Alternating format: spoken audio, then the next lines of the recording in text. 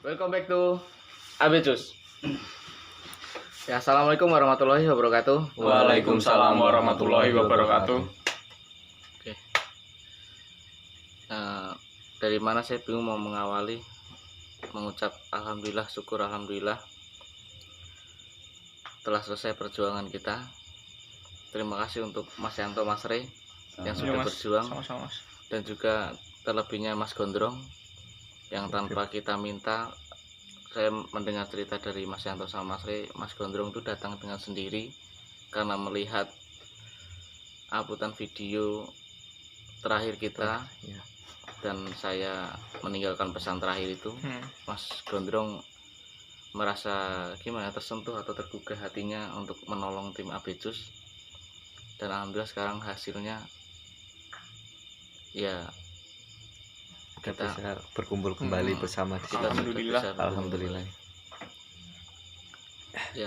Ya, Pada awalnya saya mengucapkan terima kasih atas teman-teman tim Abecus semuanya ya. Pada awalnya saya kesini itu hanya ini ada request dari beberapa subscriber yang dimana itu adalah salah satu fans Abecus ya kan, untuk suruh membantu Mas J yang hilang pada waktu itu. Saya pun langsung dikasih alamatnya untuk ke sini. Ya, saya sebenarnya ya langsung saja ke sini saat itu. Ya, saya coba apakah itu mencari klarifikasi benar atau tidaknya Mas J hilang di mana. Apakah benar atau sembunyi, kan saya nggak tahu itu waktu dulu. Ya, sebelumnya saya juga mengetahui Mas Gondrong beserta channelnya karena saya juga pernah lihat juga. Kalau nggak salah Mas Gondrong ini dari Sragen. Iya, benar. Oke. Ya itu loh Mas. Saya juga terima kasih banget. Saya di sini gimana ya? Asalnya saya baru datang tapi mereka semua kayak Mas Yanto, Mas Rey itu welcome gitu. Ya, alhamdulillah. Dia memperbolehkan ikut untuk berpartisipasi mencari Mas J dan ya itulah anggapan yang pertama, ya itu saya terima kasih sekali bisa diperbolehkan walaupun perjalanan ini jauh kan. Kadang ada yang nolak, kadang ada yang ini. Kalau yang ini alhamdulillah welcome semua untuk teman-teman. Ya, itu memang dari tim Abecus tuh saya mengedepankan saling menghargai, Mas. Siapapun itu kita tidak pandang bulu, entah itu orang bermateri tinggi atau bermateri rendah. Jika dia niatnya baik, kita insya Allah baik. Bahkan dia punya niat buruk pun kita mempunyai niat baik duluan. Jangan sampai kita mempunyai pikiran buruk kepada orang lain. Waspada, was-was boleh, cuman kita berpikirnya harus positif dulu. Ya, saya sangat berterima kasih untuk semuanya, Mas Rey, Mas Yanto, dan Mas Gondrong, dan teman-teman subscriber semua yang beberapa hari saya tinggalkan dan membuat semuanya cemas dan khawatir, karena memang itu salah satu misi saya yang tidak bisa saya bocorkan ke siapapun melalui pesan dari Eyang Jogorogo yang kalian tidak tahu. Dan di sini kabar tidak mengenakannya ya, dengan leburnya Eyang Jogorogo mengorbankan diri untuk memusnahkan Ratu Dewi Rinjani beserta pengikut-pengikutnya. Dan di situ saya sekarang sedikit bercerita ya.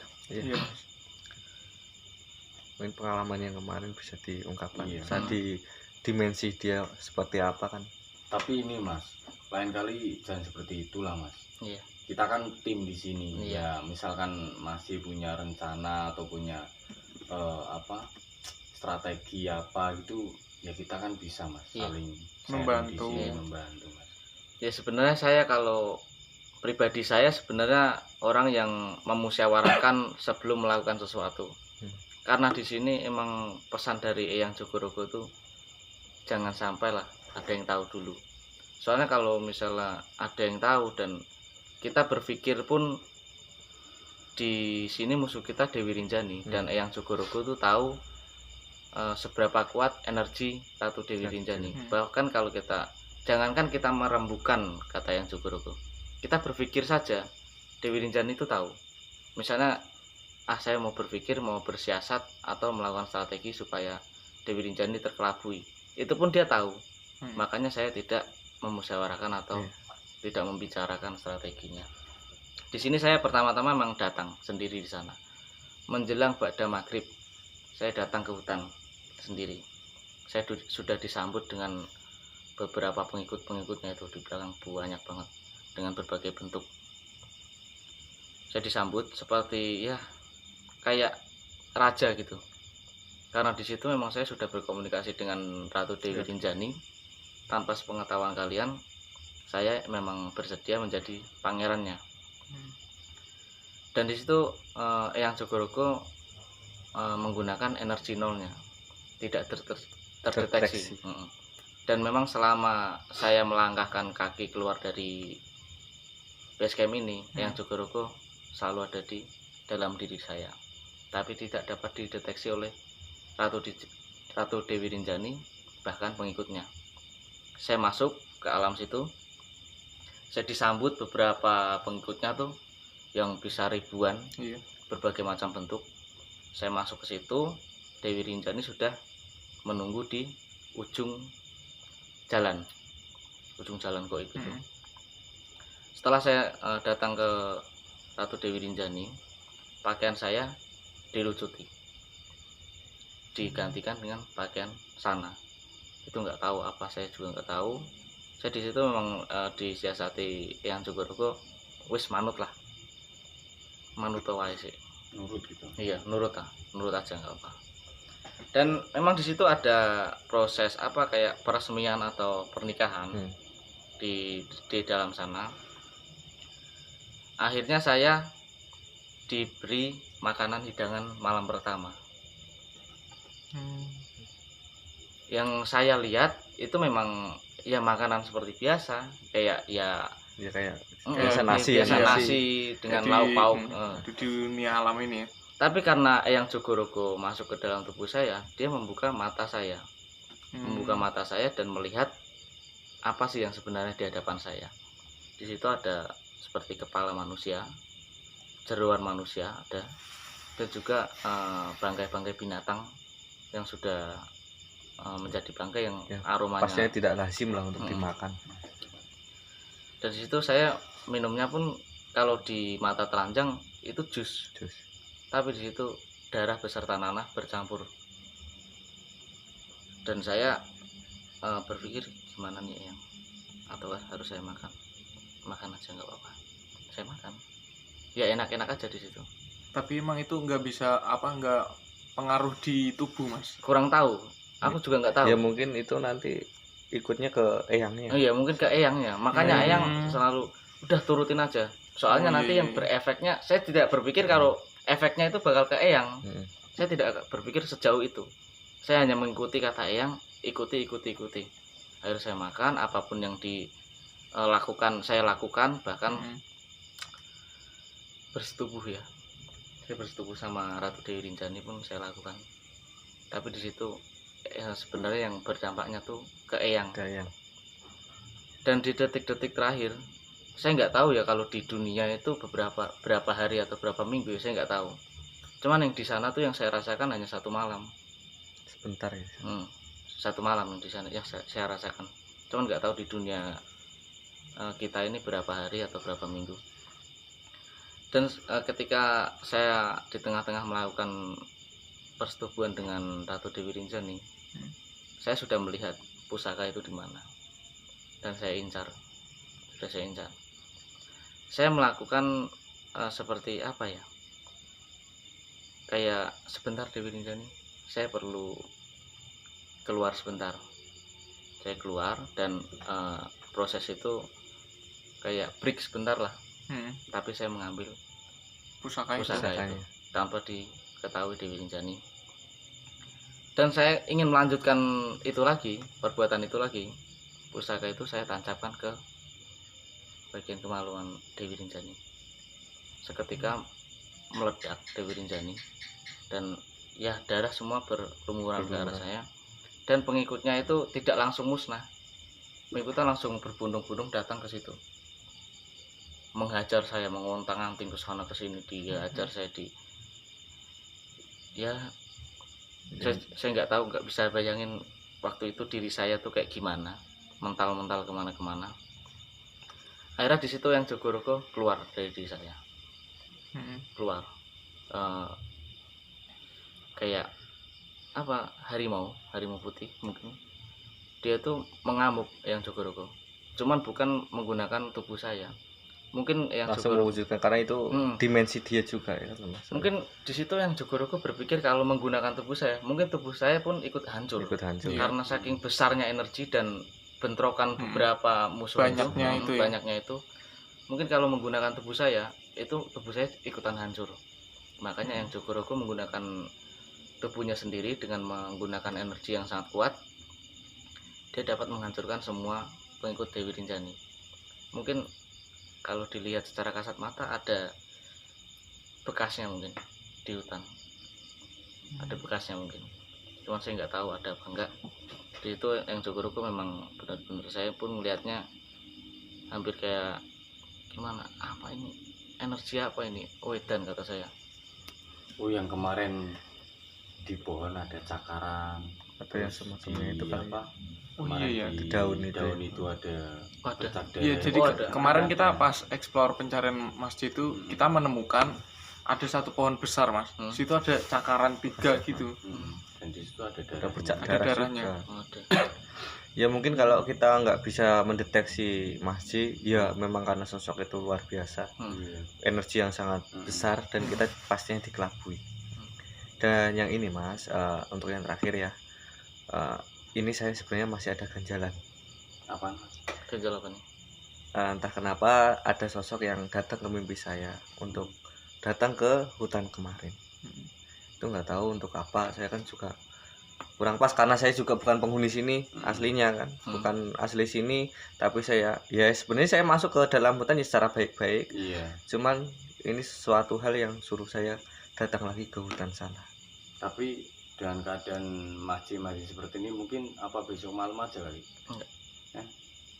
Kalau ada yang merasa ganjal, segera selesaikan. Tapi kondisi Mas J ini nggak apa-apa. Gimana ini kesehatan Mas J? Nggak apa-apa.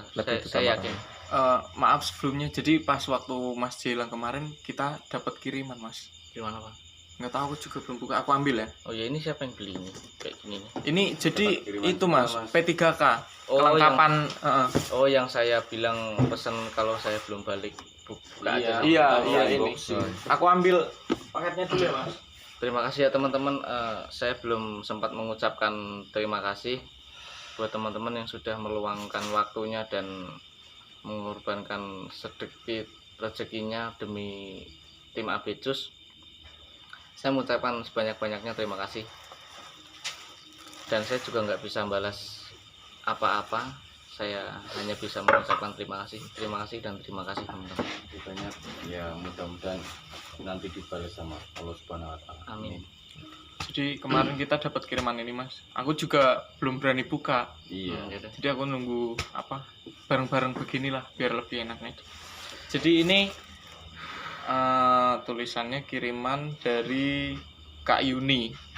Ini ada Kak Yuni, isinya selimut. Coba. Terima kasih Kak Yuni. Terima kasih banyak Kak Yuni. Terima kasih banyak ya Kak Yuni yang telah mengirim. Amin. Semoga disehatkan keluarganya dan keluarganya dijauhkan dari mara bahaya ya. Amin. Bismillahirrahmanirrahim. Penting aja baca. Enggak, saya masih ini Mas. Kenapa? Belum percaya dengan leburnya Eyang Jogorogo. Banyak kebaikan Eyang Jogorogo yang dilakukan kepada kita. So, tempo hari juga udah berpikir sih Mas, maksudnya di benak saya itu biasanya Mas, kalau kita setiap ada bahaya atau kita membutuhkan bantuan, pasti kan yang datang Mas. Entah itu di base camp, entah kita waktu eksplor tanpa diundang ya. Nah, tanpa diundang. Cuman kok saya akhir-akhir ini ketika pencarian Mas J itu kok nggak pernah ngerasain ya, Pak, adem, sejuk. Itu yang kemana? Saya sempat juga bertanya sama Mas Rey, apakah Mas Rey pernah ngerasain hawa yang seperti rasain waktu ketika yang datang? Enggak Mas. Mas Rey pun juga nggak ngerasain, Mas Gondrong pun juga saya tanya juga hawanya itu biasa. Cuman kalau di hutan ya hawa-hawa negatif, hawa panas bisa kita deteksi mas. Cuman kalau hawa adem kayak sejuk kayak gitu tuh nggak ada mas.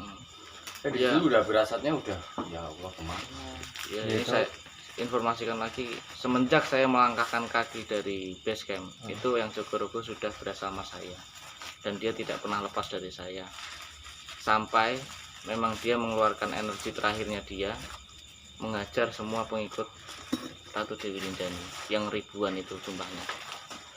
Yaitu yang mungkin hanya mengajak Mas itu ya satunya tidak mau membahayakan kayak Mas Re, Mas Yanto, tidak mau ada korban yang lain. Iya.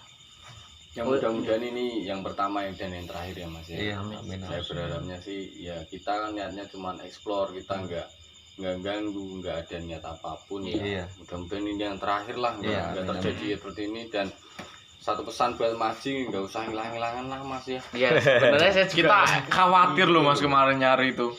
Saya sebenarnya juga nggak mau hilang-hilangan dong di base camp makan nasi goreng bareng, wae enak dengan apa berpiring beralas daun pisang, makan bareng-bareng aja enak. Ya saya nggak mau sebenarnya. Nanti nggak ada yang wujud hadir. Jadi kita dapat kiriman selimut ini. Oh, ada 3 itu ya. Ada berapa itu? 4. Oh, 4.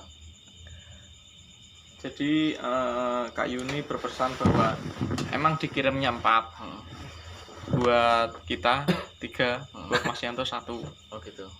Yaudah yang punya Mas Yanto iya ini Mas Yanto terserah aja mau pilih yang mana.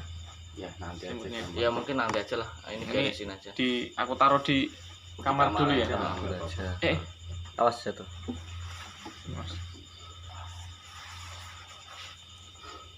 Ya sekali lagi saya ucapin terima kasih buat Mas Gondrong sudah berkenan membantu kami dan alhamdulillah sudah kembali dengan keadaan selamat, alhamdulillah dengan apapun ya. Semoga kebaikan Mas Gondrong nanti bisa dibalas sama Allah Subhanahu wa taala. Ya yang pastinya sesama manusia itu harus saling membantu. Apalagi sesama pencari misteri seperti ini kita harus saling respon. Karena apa ya seperti yang awal tadi. Nah, kalau kita bermain di dunia ini pasti banyak resiko. Resiko yang tidak diduga. Iya, benar sekali. Ya saya terima kasih atas suguhan selama ini, selama saya di sini sudah merepotin Mas Re, Mas Yanto dan Mas J. Saya memang nggak tahu Mas Gondrong dari kapan di sini, terus tidurnya di mana, saya juga nggak tahu. Intinya saya berterima kasih buat Mas Gondrong sebanyak-banyaknya. Balik terima kasih. Yang tadi yang diomongin Mas Gondrong gimana? Apa kita bisa apa? Sekarang secepatnya Mas Gondrong jika merasakan sesuatu keganjalan itu lebih baik secepatnya diselesaikan. Jangan sampai berlarut-larut. Yaudah yuk. Berangkat. Saya pastikan saya nggak apa-apa. Aman ya, aman. Nanti kalau ada apa-apa bilang aja ya Mas. Iya.